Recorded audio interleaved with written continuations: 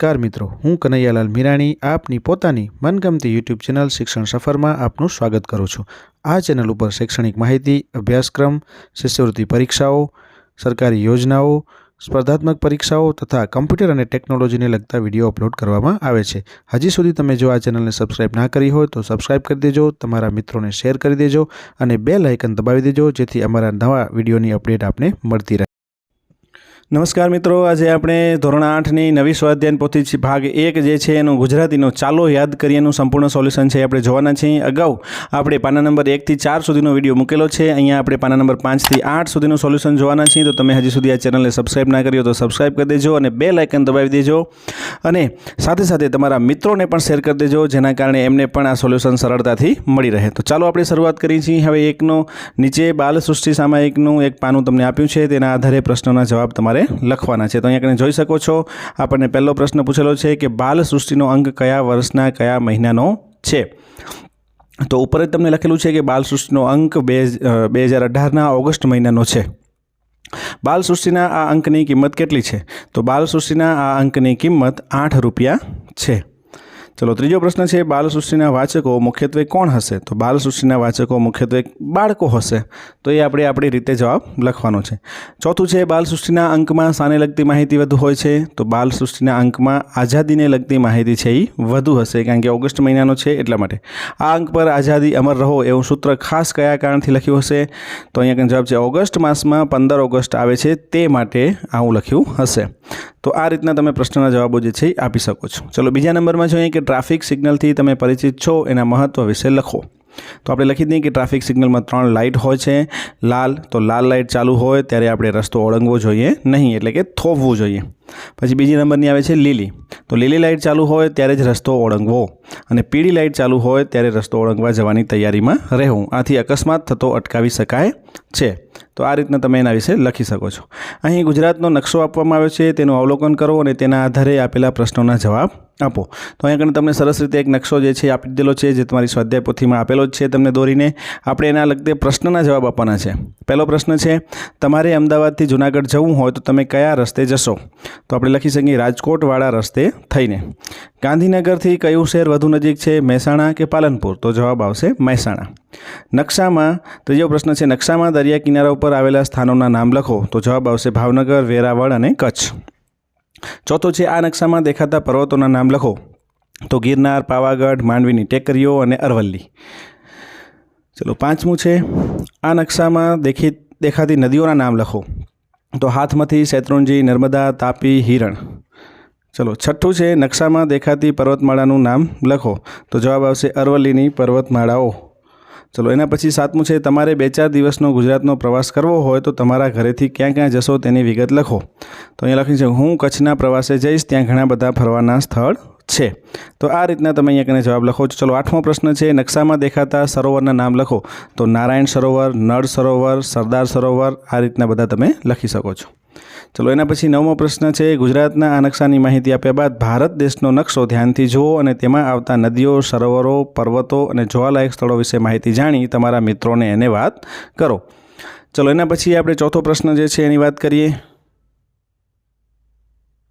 તો અહીંયા ટ્રાફિક સિગ્નલના ચિત્રો દોરીને એ શું સૂચવે છે તેના વિશે લખો। તો વાંચો અને એને યોગ્ય રંગ પૂરો। તો સૌથી પહેલું લાલ જે છે, તો લાલ રંગની અંદર તમે જોઈ શકો છો વાહન થોભો। પછી બીજા નંબરમાં તમે અહીંયા જોઈ શકો છો વાહન થોભવાની વાત છે। બીજો નંબરમાં અંદર લીલી લાઇટ છે, તો લીલો એટલે કે આગળ વધો। અને ત્રીજા નંબર ઉપર જે છે તમે જોઈ શકો છો કયો કલરની લાઇટ થાય છે, તો પીળી, તો પીળો રંગ જે છે વાહન ચલાવવા માટે તૈયાર રહો। ચલો, પાંચમું છે, આપેલી અખબારી નોંધના આધારે પ્રશ્નના જવાબ આપો। તો અહીંયા તમે જોઈ શકો છો એક અખબારી નોંધ આપેલી છે કે મહાન કેળવણીકાર ગીજુભાઈ બધેકાની જન્મજયંતિ નિમિત્તે પાટનગર ગાંધીનગર ખાતે પુસ્તક મેળાનું આયોજન છે અને એનું અહીંયા તમને અખબારી નોંધ આપેલી છે। આપણે પ્રશ્નો જોઈએ। પહેલો પ્રશ્ન છે, આયોજક એટલે શું? તો અહીંયા જવાબ લખીએ, પુસ્તક મેળાનું આયોજન કરનારને આયોજક કહેવાય। બીજું છે, આ પુસ્તક મેળાનો લાભ કોણ કોણ લઈ શકશે? તો અહીંયા જવાબ આવશે બધા જ લોકો। ત્રીજો પ્રશ્ન છે, આ પુસ્તક મેળો ક્યાં ભરાયો છે? તો જવાબ આવશે ગાંધીનગર। ચલો એના પછી આ પુસ્તક મેળો કોની સ્મૃતિમાં યોજાયો છે? તો જવાબ આવશે ગીજુભાઈ બધેકાના પુસ્તકો ઉપર, એટલે કે ગીજુભાઈ બધેકાની સ્મૃતિ ઉપર. ચલો 5મો છે, કયા પુસ્તકો ઉપર વિશેષ વળતર મળશે? તો અહીંયા જોઈ શકીએ છીએ ગીજુભાઈ બધેકાના પુસ્તકો ઉપર વિશેષ વળતર મળશે. 6થું છે, તમે વાંચેલા કોઈ એક પુસ્તક વિશે લખો. તો અહીંયા લખવાનું છે મેં ગીજુભાઈ બધેકાનું મૂછાળી મહાપુસ્તક વાંચ્યું છે. 7મું છે, તમારા ગામમાં જાહેર જગ્યા ઉપર લાગેલા સૂત્રો ક્યાં ક્યાં છે? એ સૂત્રો જેવા બીજા સૂત્રો બનાવો. તો અહીંયા આપણે ગામમાં જે હોય, અહીં કચરો કરવો નહીં, સ્વચ્છતા ત્યાં પ્રભુતા, તો આવા સૂત્રો જે છે દરેક ગામમાં લખેલા હોય છે. ચલો એના પછી પહેલું છે, આપેલા શબ્દોના અર્થ શબ્દકોશમાંથી મેળવી શબ્દકોશના ક્રમમાં ગોઠવો. તો અહીંયા તમે જોઈ શકો છો, આપણે અહીંયા જોયેલી ધરતી, વેદના, અસ્મિતા, વિજ્ઞાન, પ્રતિશોધ, પ્રજ્ઞા અને ક્ષાર. એના અર્થ લખીએ તો ધરતીનો જે છે શું આવશે? તો કે ધરતીનું આવશે અવની, દુઃખ, ગૌરવ, વિવિધ, જ્ઞાન, બદલો, આધુનિક અને ખારાશ.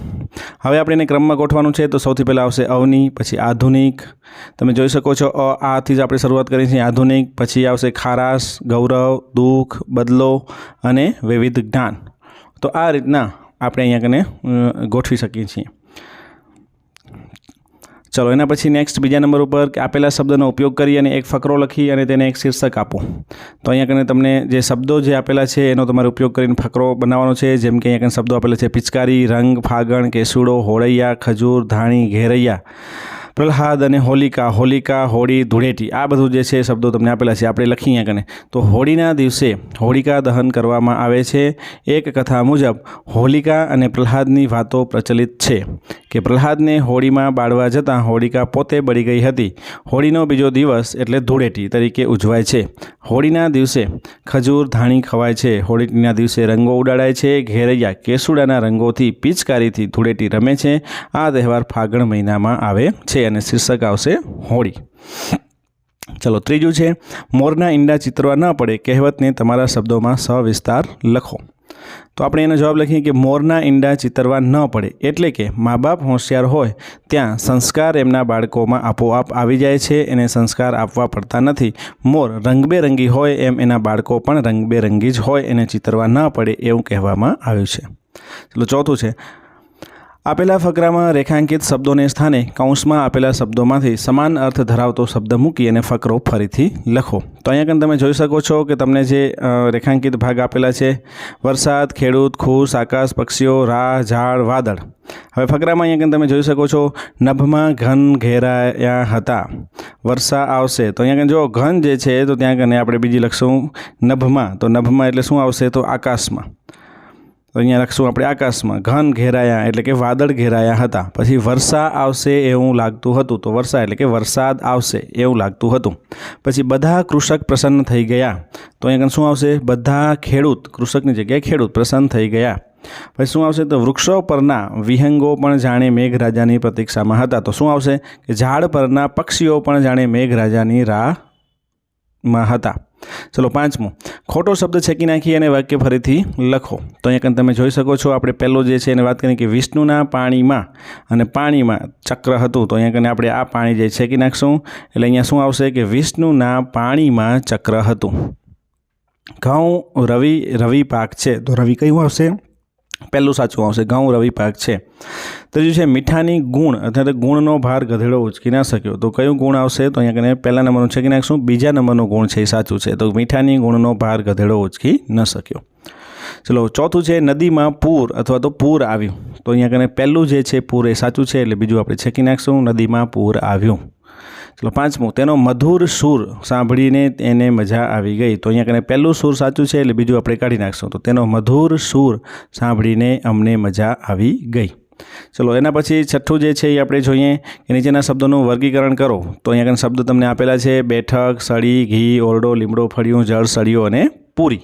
તો આ રીતના જે છે એમાં તમારે વર્ગીકરણ કરવાનું છે. વર્ગીકરણ કેવી રીતના કરવાનું છે? તો સ્ત્રીલિંગ, પુલ્લિંગ અને નપુંસકલિંગમાં. સ્ત્રીલિંગમાં આવશે સળી અને પૂરી, પુલ્લિંગમાં ઓરડો, સળિયો અને લીમડો અને નપુંસકલિંગમાં બેઠક, ફળિયું, ઘી આ રીતના આવશે. તો અહીંયા આપણું આ સંપૂર્ણ સોલ્યુશન છે એ પૂર્ણ થાય છે.